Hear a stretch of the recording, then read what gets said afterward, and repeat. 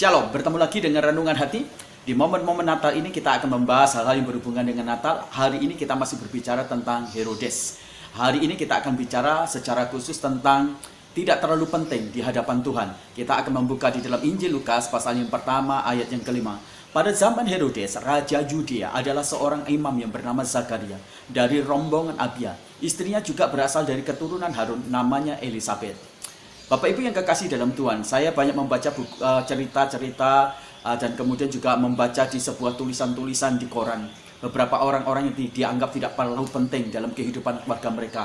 Mereka mengalami tekanan, mereka mengalami stres, depresi, dan tekanan psikologi yang sangat tinggi. Dan akhirnya mereka mengakhiri hidup mereka dengan cara bunuh diri. Orang yang tidak dianggap penting berarti mereka dianggap tidak ada sama sekali di seluruh lingkungan itu semuanya. Nah, Bapak Ibu yang kekasih dari Tuhan, demikian juga dengan Herodes. Herodes sangat dianggap tidak penting di hadapan Tuhan. Sekalipun mungkin bagi orang banyak dia dianggap sangat penting, tapi di hadapan Tuhan dia tidak dianggap sangat penting. Nah, hari ini kita belajar bersama-sama jangan sampai kita dianggap tidak penting di hadapan Tuhan. Kapan seseorang itu dianggap tidak penting di hadapan Tuhan? Yang pertama, ketika seseorang itu hanya menjadi catatan kaki di hadapan Tuhan. Kalau kita membaca dalam Injil Lukas pasal yang pertama ayat yang kelima ini, kisah tentang Herodes itu hanya menjadi sebuah pengantar, catatan kaki. Itu hanya menjadi satu cuplikan sedikit saja, karena Herodes itu hanya menjadi pengantar yang akan menerangkan sebuah isi cerita yang sangat komplit, cerita yang sangat penting. Tentang siapa? Tentang Zakaria, tentang Elisabeth. Jadi Herodes itu menjadi satu catatan kaki. Bukankah Herodes adalah raja? Bukankah dia dikenal di hadapan banyak orang? Apalagi di pemerintahan di wilayah Yudea. Bukankah Herodes juga merupakan sebuah boneka dari kerajaan Romawi? Bukankah dia dikenal di hadapan banyak orang-orang di Romawi, bahkan Kaisar Romawi? Betul. Tetapi di hadapan Tuhan, Herodes sama sekali tidak terlalu penting. Karena Herodes hanya menjadi satu catatan kaki, referensi, cuplikan saja untuk menerangkan seseorang yang sangat lebih penting. Nah, Bapak Ibu yang kekasih dalam Tuhan, tidak peduli betapa kita terkenal, tetapi jikalau kita tidak terlalu penting bagi Tuhan, tidak dikenal di hadapan Tuhan, maka menjadi sengsaralah hidup kita, menjadi sia-sialah hidup kita semuanya. Tidak perlu penting di hadapan Tuhan ketika kita tidak memiliki sebuah narasi yang begitu sangat penting, narasi yang begitu banyak yang dikenal di hadapan Tuhan. Tuhan menuliskan sebuah cerita jauh lebih penting daripada Herodes, yaitu Zakaria dan Elisabeth. Tulisannya begitu sangat komplit, luar biasa. Kita bisa melihat tentang siapa itu Zakaria, siapa itu kemudian Elisabeth. Jadi konten muatan ceritanya begitu sangat komplit. Berbeda dengan Herodes. Herodes hanya menjadi satu cuplikan saja.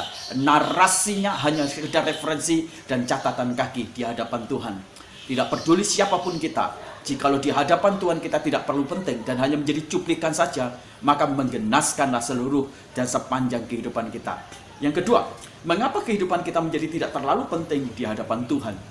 Yang kedua, karena tidak ada kontribusi yang sangat maksimal bagi pekerjaan dan proyek Tuhan. Herodes adalah seorang raja, apalagi Raja Yudea. Bukankah dia adalah raja yang hebat, yang luar biasa, berkarya? Dia membangun sebuah pelabuhan yang luar biasa di wilayah Kaisarea dan beberapa pelabuhan-pelabuhan yang lain. Dan bukankah dia juga membangun bait Allah yang megah luar biasa?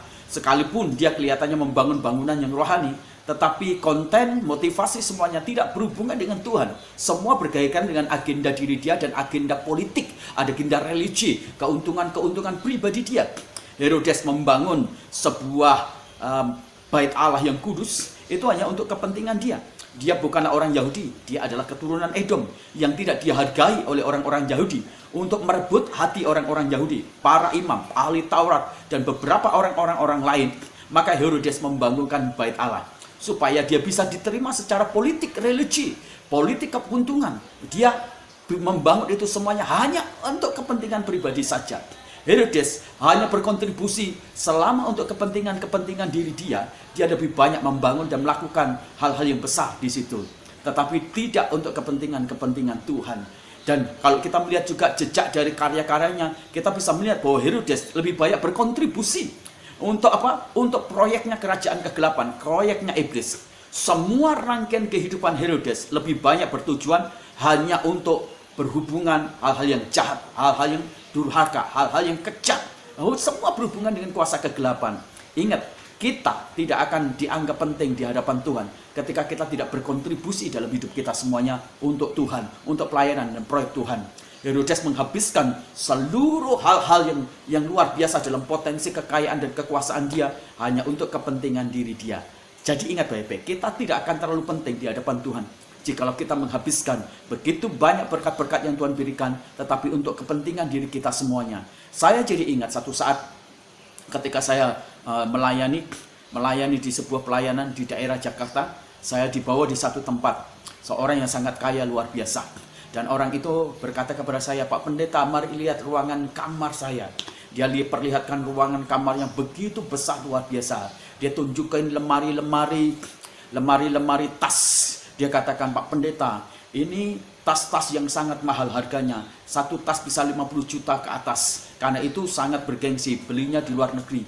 Belum sepatunya, belum pakaian-pakaiannya. Semua adalah pakaian yang branded dan bermerek luar biasa.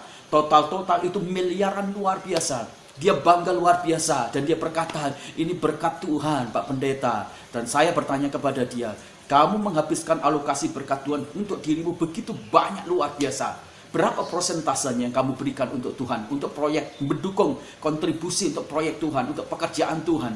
Dia kemudian tertunduk dan dia berkata, "Terlalu sedikit." Bapak Ibu yang kekasih di dalam Tuhan, kalau kita tidak berkontribusi banyak bagi proyek Tuhan, bagi pekerjaan Tuhan, bagi agenda surgawi, maka kita tidak terlalu penting bagi Tuhan. Jika kita menghabiskan terlalu banyak kehidupan kita hanya untuk kepentingan atau proyek diri kita semuanya, berkontribusi apalagi untuk kejahatan, untuk dosa, untuk kuasa kegelapan, dan untuk kerajaan kegelapan, maka kita tidak terlalu penting bagi Tuhan. Kita tidak perlu penting di hadapan Tuhan. Camkan baik-baik. Jangan sampai kita tidak terlalu penting di hadapan Tuhan.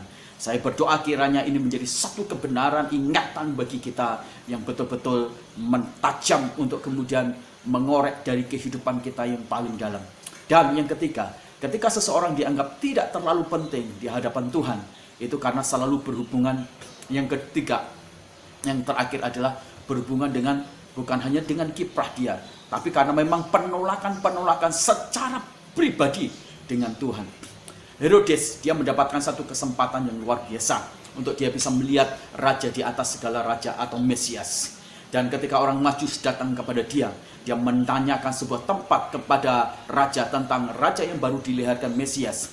Herodes bukan terbuka hatinya, tetapi dia menutup hatinya untuk sang Mesias itu sendiri. Dan bahkan dia merancangkan satu kejahatan yang sangat besar. Dia ingin membunuh sang Mesias itu sendiri. Dari awal ternyata Herodes telah menutup pintu hatinya untuk sang Mesias, untuk Tuhan itu sendiri. Sebuah kesempatan emas yang ada di depan dia untuk menerima juru selamat, tetapi dia menolak akhirnya juru selamat.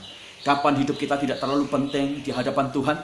Saat kita menolak secara sengaja Yesus sang juru selamat, sang Mesias itu ada di dalam hidup kita semuanya.